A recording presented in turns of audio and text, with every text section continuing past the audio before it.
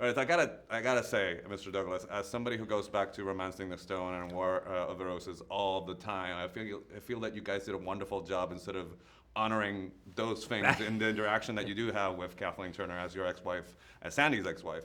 Was that something that came with the script, or did you have input in sort of doing homage to both things? But no, but Chuck talked to me about in the second season about bringing in my ex-wife, and he sort of told me the scene and everything else, and we were talking about it, and my ex-wife, he was sharing, some of the casting ideas, and I said, "How about Kathleen Turner?" And he went, "Oh."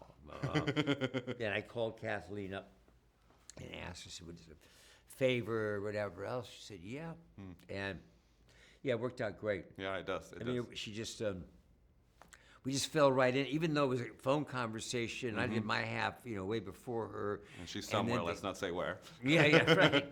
And it just came together. So hopefully we'll see a lot more of her in the show. I love it. I think the only way we could have made that seem better is just having Danny sort of hand you a cup or something, and then it would have been something. But the season has great lines, but I think my favorite is one that Alan says, "Well, look at him making the mundane exciting," and I think that sort of sums up the show, like making it exciting and funny and profound. Is that something that's always present in the script, or do you think that that's something you guys take the script and then work the tone while you guys are shooting on the set? Chuck, it's the day coming. This guy's the real deal. I mean, there's a reason why the length of his breadth of his career.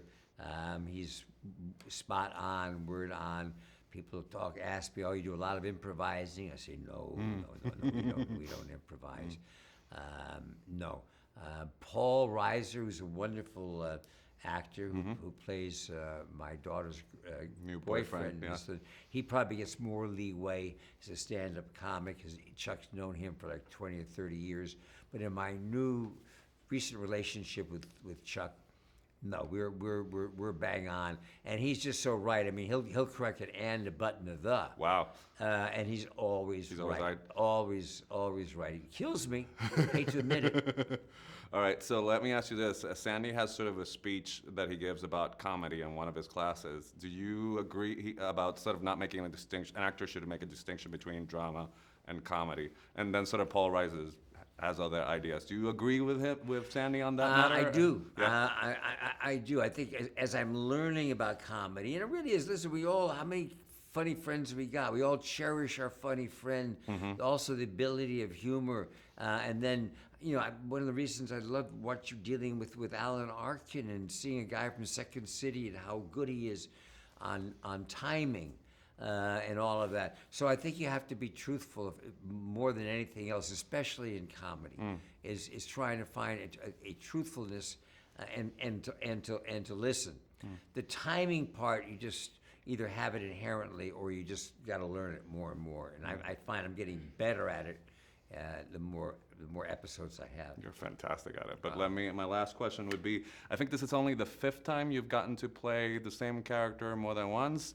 Because the series in San Francisco. The romancing series. Yep, Wall Street, and then Hank Pym. And your character in The Streets of San Francisco was recurring. Well, okay. If you could sort of go back and revisit another character, which one do you think you would want to know how he's doing or what's going on with him? I would think Andrew Shepard in American President, maybe, or Grady Tripp in Wonder Boys. Yeah, nice. There might be two that I think about. You have so many that are wonderful, but those two. I have to share one other series with you that I'm doing for Netflix. Yeah, which one? I'm doing a series based on a children's book, Green Eggs and Ham. Oh, nice. Dr. Seuss. I'm playing the voice of a guy. We got Diane Keaton in there. Wow. Adam Devine and Keegan Keese are all going to be taking part. It's coming out in November. I will take a look at it. Well, thank you so much. Thanks so much. Nice talking to you. Appreciate it.